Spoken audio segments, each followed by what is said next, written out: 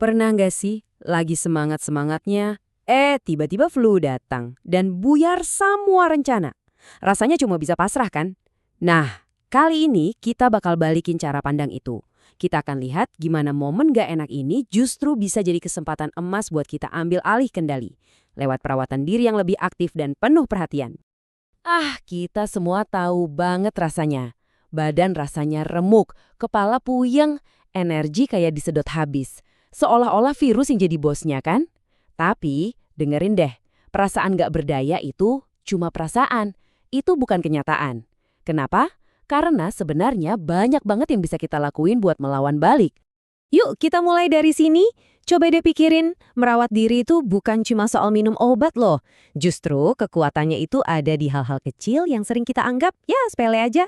Kayak menutup mulut pas bersin pakai siku bukan tangan, atau langsung buang tisu bekas terus cuci tangan.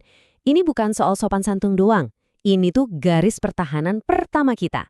Dan inilah inti dari obrolan kita kali ini. Gimana cara mengubah hal-hal simpel ini jadi senjata ampuh buat pemulihan. Oke, langkah pertama, biar perawatan kita efektif, kita harus tahu dulu nih musuh kita siapa. Ini cuma pilek biasa yang nyebelin atau jangan-jangan influenza yang lebih serius. Penting banget buat tahu bedanya, soalnya cara kita ngelawannya juga bisa beda. Jadi apa sih influenza itu? Gini deh, bayangin pilek biasa itu kayak tamu yang sopan, ngetok pintu dulu. Nah kalau influenza, dia itu tamu nggak diundang yang langsung mendobrak pintu. Serangannya itu cepat, tiba-tiba, dan gejalanya langsung jedar, berat dan nyerang seluruh sistem pernafasan kita. Nah, di sini nih bedanya kelihatan banget. Coba deh kita lihat bareng-bareng. Kalau flu, gejalanya itu datangnya mendadak kayak dihantam truk. Demamnya juga tinggi, sering banget di atas 38 derajat.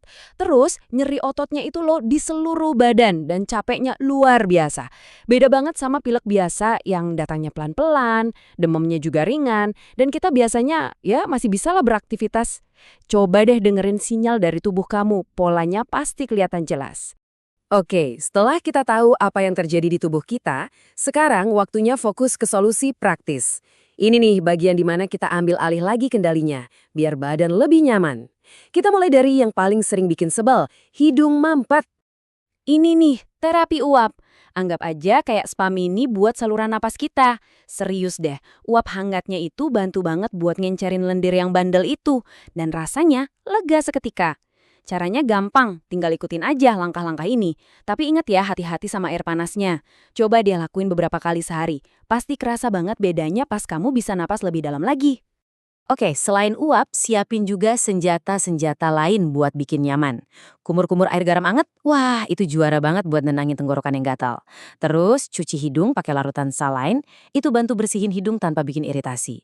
Nah obat gosok sama permen mentol, itu ngasih sensasi sejuk yang bisa ngalihin perhatian dari rasa nggak enak. Wedang jahe. Ini tuh minuman andalan dari zaman dulu dan ada alasannya. Jahe itu kan punya sifat anti radang yang bisa bantu redain batuk sama sakit tenggorokan. Bikinnya gampang banget. Minum selagi hangat tuh rasanya kayak dapat pelukan dari dalam. Bener-bener nyaman banget pas badan lagi nggak karuan. Oke, lanjut ya. Kita ngomongin nutrisi.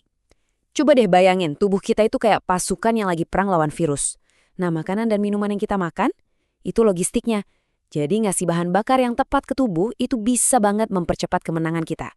Nah, makanan-makanan ini tuh kayak tim supernya sistem imun kita. Sup ayam hangat itu buat hidrasi dan nenangin.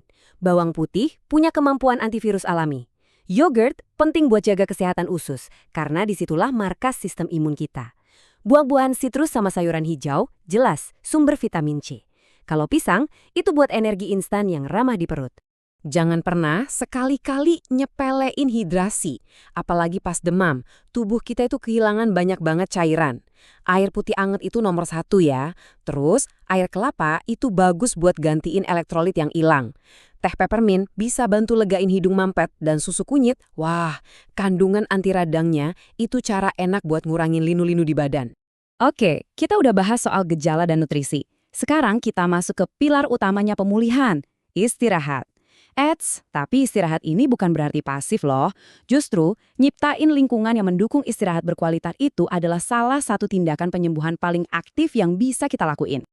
Angka ini bukan cuma saran ya, tapi ini tuh keharusan. Kenapa?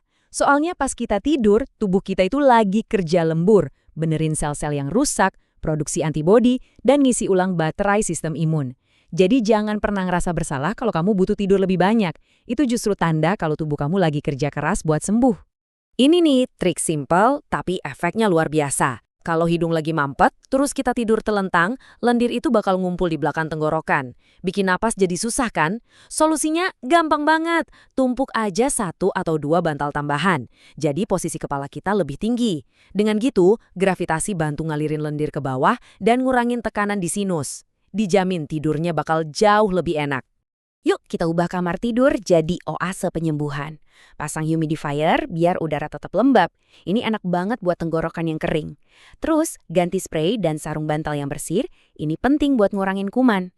Siang-siang buka jendela biar ada sirkulasi udara segar. Nah, semua ini tuh cara-cara kita secara aktif ngebangun lingkungan yang bantu banget buat proses penyembuhan. Nah, sekarang kita sampai ke bagian yang paling penting. Serius. Merawat diri di rumah itu keren banget, tapi jadi pahlawan super buat diri sendiri itu juga artinya tahu kapan harus panggil bala bantuan. Mengenali batas kemampuan kita itu krusial banget, biar kita bisa merawat diri dengan bertanggung jawab. Jadi pertanyaannya, kapan perawatan di rumah itu udah nggak cukup? Ini pertanyaan serius ya. Karena ya sebagian besar flu emang bakal sembuh dengan istirahat dan perawatan sendiri. Tapi ada beberapa gejala yang jadi lampu merah, tanda kalau tubuh kita butuh bantuan medis. Tolong perhatikan baik-baik daftar ini. Ini bukan lagi gejala flu biasa. Kalau sampai sesak nafas, ada nyeri di dada, demam tinggi banget yang nggak turun-turun lebih dari 3 hari, atau sampai bingung dan kesadarannya menurun, ini semua tanda bahaya. Kalau kamu atau orang terdekat kamu ngalamin salah satu dari ini, jangan nunggu lagi. Ini waktunya buat segera cari bantuan profesional.